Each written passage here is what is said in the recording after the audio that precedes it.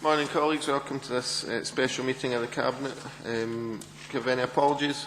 Apologies, Chair, from Councillor Johnson and from Vic Bourne, religious representative.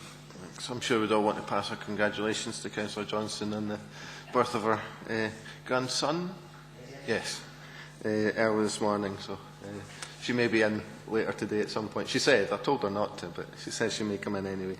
And the order of business. As published, Chair. Thanks. And any declarations of interest in this report? Thank you. It takes us then on to the Q3 performance reports, and first up, Midlothian Council. Thank you, Chair. This is a broadly positive report. Progress is set out under the 5 community planning themes. I think in the report one can see good results in all areas, as well as some clear areas for improvement as well. And as members, you may wish to pick up on these either as part of this report or as the more detailed service reports that follow. What I'd like to do really is turn to the challenges. We have a number of national and local challenges. They're listed both on the front page and also in more detail at the end of the report. Welfare reform, health and social care, integration, early years collaborative, and these are familiar issues for you and significant issues. And of course, it's still very much the case that in relation to outcomes for our communities, there is a significant divergence across Midlothian between different communities. And these are challenges that we need to face in the context of an unprecedented situation in terms of constrained funding combined with various demographic and other cost pressures. So the challenge for us is to achieve still better outcomes, which we're determined to do, and doing that in the context of a significantly lower cost. And that, as set out in the financial strategy report, which you considered at Council, means we need to have a kind of a pace and an energy about how we transform and change this Council and improve outcomes at the same time, notably in areas such as positive destinations and educational attainment. So it is a positive report. That's not a negative prognosis. It's important that the good progress is acknowledged, but we don't underestimate the scale of the challenges to come, and these, as I think you're all familiar with, are considerable. Happy to take questions. Thanks. Any questions or comments in the Council report? We're happy to move on to the more detailed divisional reports. Thank you.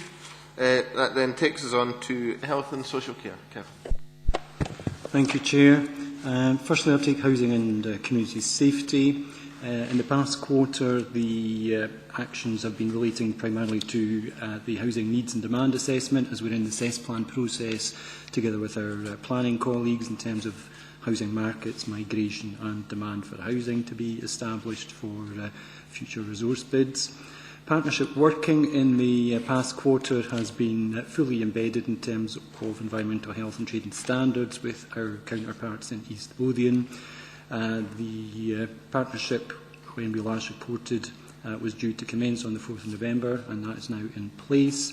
And we're similarly looking at the options for partnership working in criminal justice service. In terms of challenge for housing and community safety, we had concerns in terms of contaminated land. That was reported separately to Cabinet at last full Cabinet meeting, where remediation works and assistance were approved subsequently. In terms of homelessness, we've had improving position in terms of the trend is matching nationally, where we have a downward trend. However, as the Chief has reported on in terms of the welfare reform effect, whilst less people are presenting as homeless, they are staying longer in our temporary accommodation and our bed and breakfast, and the prospects for addressing that will be reported separately to Cabinet with other options in due course. I can pause there for that service or go on to health and social care. In terms of health and social care, Joint Director clearly is in post in managing both services.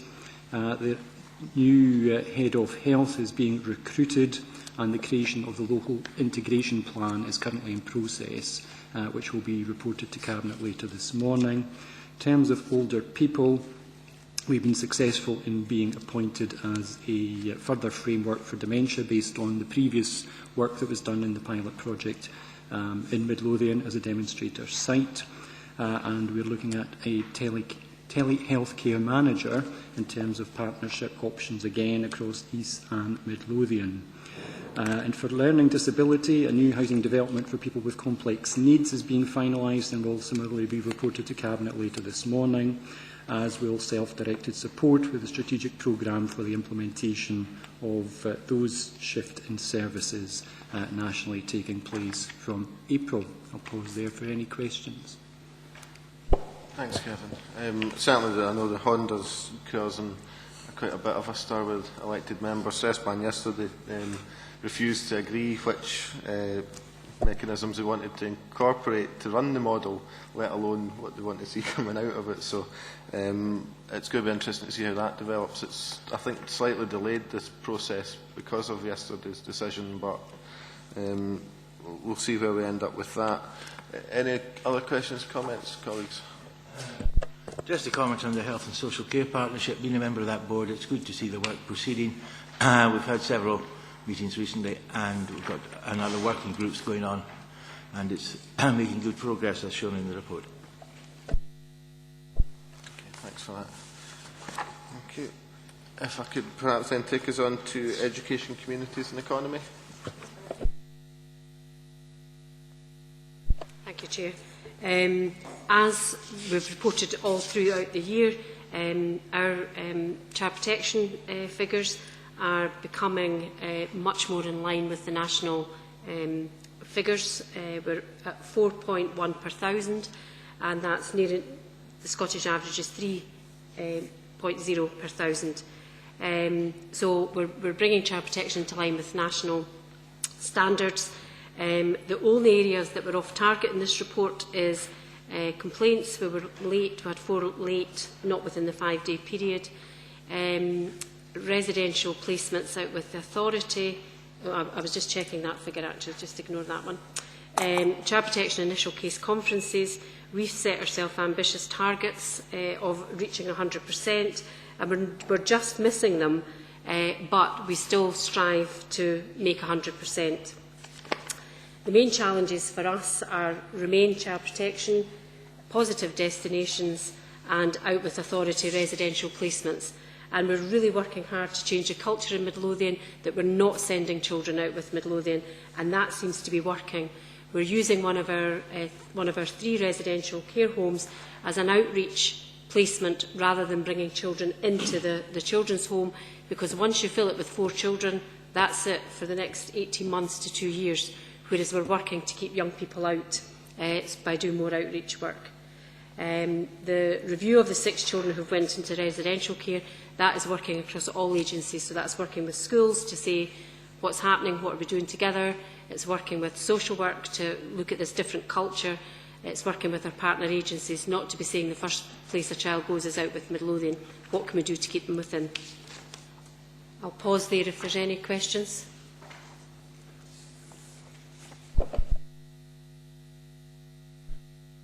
Just encouraging to the view that the Midlothian child stays in Midlothian. That's an excellent progress. Okay, communities and support performance. Again, the libraries continue to do a lot of good work. The Early Years Collaborative, we've reported nationally on that. We were at a conference lately, and Midlothian was held up as an example of good practice in terms of our big bedtime read. The PEEP groups continue to attract children. The trick we have to do here is make sure we're attracting the right children. So it's not about all of these lovely big numbers that we see. You know, we would rather get 20 of our really difficult to reach and make a difference, you know, rather than the huge numbers that we report on. Raising attainment for children and adults remains a priority for us, and our positive destinations again goes through communities and support. The main challenges here are the council structure will take time to embed, and that's, you know, across us all, and we're still working on that new leadership structure as we speak just now. And the other one is the implementation of the public sector network has implications for library services, and we're working with our corporate IT colleagues to overcome this. I'll pause there. Just a comment on the libraries. I agree, the libraries are doing well. The Love Your Library Week has been successful again, though not quite so successful in getting the international media as it was last year. Mary, I'm interested in the partnership with North Ayrshire, the Scottish Library and Information Council project. Could you tell us a wee bit more about that? 78. Just under Book Week. I need to find out more about that. I don't know the in-depth detail. It'd be interesting, I think, probably for members to know a bit more about that, because it sounds like a useful project. Yeah. Any other questions or comments? Thank you. If we could then move on to education.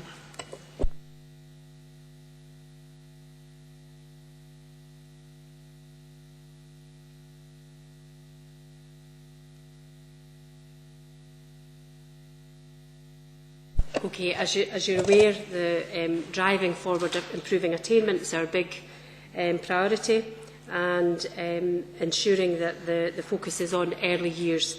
You know that we've done a bit of research in one street in Gorebridge, and know that the children there have poorer outcomes even at the beginning of their formal school education. So it's how we roll that out and make sure we target the resources appropriately.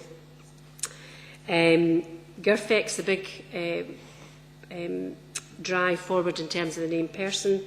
The Raising Attainment, Peter McNaughton is driving forward work with our school colleagues.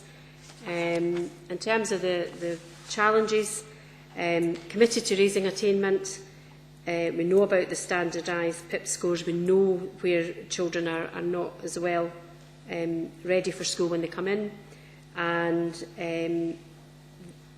I think it's this bit here. Other challenges include to raise attainment at a time when budget is under severe pressure, but it's about how innovative we can be. It's not about saying the budget determines our outcomes. It's about how innovative and how we engage with our schools and our communities.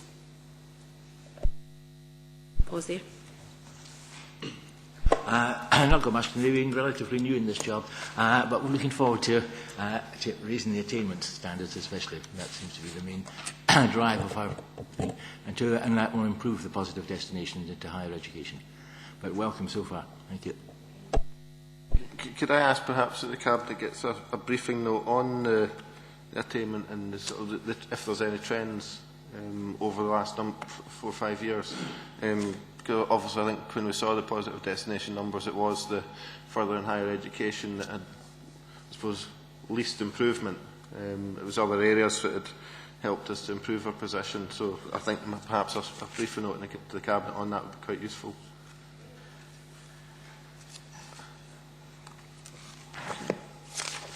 Which then takes us to planning and development. Okay. This is a succinct report. The progress in driving forward economic development has been positive in Q3, and the Business Gateway Service has worked very hard to encourage local people.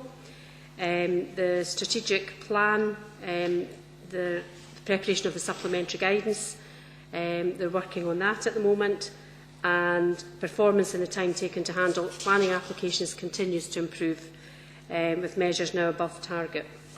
In terms of the challenges, it's driving forward the sustainable growth in Midlothian. We need to keep that moving forward, maintaining the impetus of activity to complete the delivery of the conservation area regeneration schemes, the next stage of the Midlothian Local Development Plan, and the asset transfer policy, and maintaining sufficient operational resource to consolidate the high levels of performance. So these are the main challenges facing us just now. Colleagues? It's certainly encouraging that planning performance continues to improve, because I know there's been a drive from government to see that happen, and the potential increased fees as the carrot at the end of the the line for that one. And obviously in tight budget times, improving performance is always a benefit. Any other comments, colleagues? Okay, thank you. That then takes us on to commercial operations. John? Thanks, Chair. I'll maybe just go through the whole Resources Directorate in one go. In terms of the successes and outcomes, it's very much work in progress. A number of successes have been shared across the floor in previous cabinets, so I don't intend to dwell on them. Generally across the division, we've been focusing on financial control, performance and looking at the challenges going forward. As we heard at last council, we're going into unprecedented times over certainly the rest of my career, so we're looking at service reductions. An emerging issue within commercial operations is the withdrawal of the traffic warden service, and we're in dialogue locally, and also understand there's national dialogue going on. Moving into customer services, Mary's already mentioned the public sector network restrictions, and I think it's fair to say, despite the doom and gloom painted in this chamber, within our council, we made the transition relatively seamless compared to other councils, particularly one that's about 12 miles from here with a coastal boundary. Moving forward, within finance and human resources, we've got a challenge administering the voluntary severance and early release scheme. We're looking at that to ensure we deliver. The management review that colleagues have mentioned is focusing the attention of all senior officers, and the new management structures working well. It's challenging times, but there's certainly a feeling of togetherness. And as reported to the last council, it's our intention to review terms and conditions by the summer, and we'll provide an update report to council at the end of March meeting. And finally, within property and facilities management, one of the challenges obviously Newbattle High School, and it's our desire to surpass the success at Lastmead High School. I think that's incumbent on us as officers, and it's certainly in line with the aspirations of the council. And finally, within property maintenance, we continue to deliver the Scottish Housing Quality Standard. I'll pause there, Chair, in case colleagues have got any clarifications or points they wish to make. John, you mentioned traffic wardens. Have you got anything in your mind that how it's going to go, or what you want to happen? The initial thing is to have an interim arrangement to ensure we've got a service in Midlothian, and we're in dialogue locally with the police, and a service level agreement is being established between ourselves and Police Scotland. So my first focus is obviously on the local situation. In the report we're bringing forward to Council in March, we'll be thinking about the longer term situation and how we can move forward and try and keep our streets free. I don't want to jeopardise the good relations we've got locally with Police Scotland through the divisional headquarters. And there is a situation nationally where there's a bit of contention between COSLA and the police, and I'm trying to stay out of that and deal with things locally. But I'll keep the Council involved as we go through issues. It's just emerging over the last few weeks. It's just at the community councils that this comes up time and time again. Thanks for that. I think it's an indicator of the good relationship we've got with the police, and the fact that we're able to work constructively locally. That I think there's only, am I right in saying, 4 authorities who have been able to come to an interim agreement with Police Scotland on a continuing traffic warden service, and we're one of them. So it shows, I think, the benefit of having the influence locally that we've currently got. So. Sorry, Bob. Derek. Just about the food waste facility, the anaerobic digester, that is commencing construction this spring, is it? To be ready for the, well, we have to have it ready for next year, end of next year. Yes. Yeah, just a couple of things I picked out. The report here, it's good to hear that the waste treatment facility project is progressing.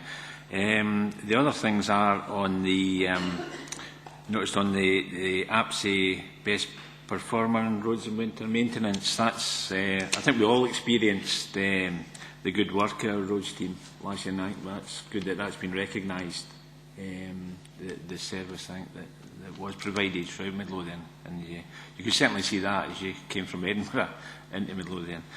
So that's good to know that's been recognised, and I'm sure it's good news to and a relief to the residents of Lugton that that's soon going to be back open. The road's going to be open again, and also I think congratulations to the Parks and Ranger services with the rating for Vogrie, and I think we recognise the good work of the Rangers.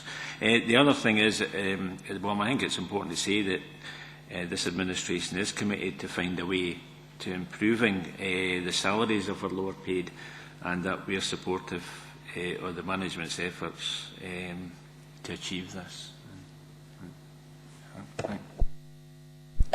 There's just one thing I think I really have to say for the record. It's okay improving terms and conditions of low paid, but the key criteria is it's got to be self-financing within the integrity of the existing job evaluation process, which is quite a tough ask. I think in the current financial climate, it's my intention to look at options to ensure it's self-financing, given we're going into £13 to £20 million worth of cuts going forward. I just make that point for the record.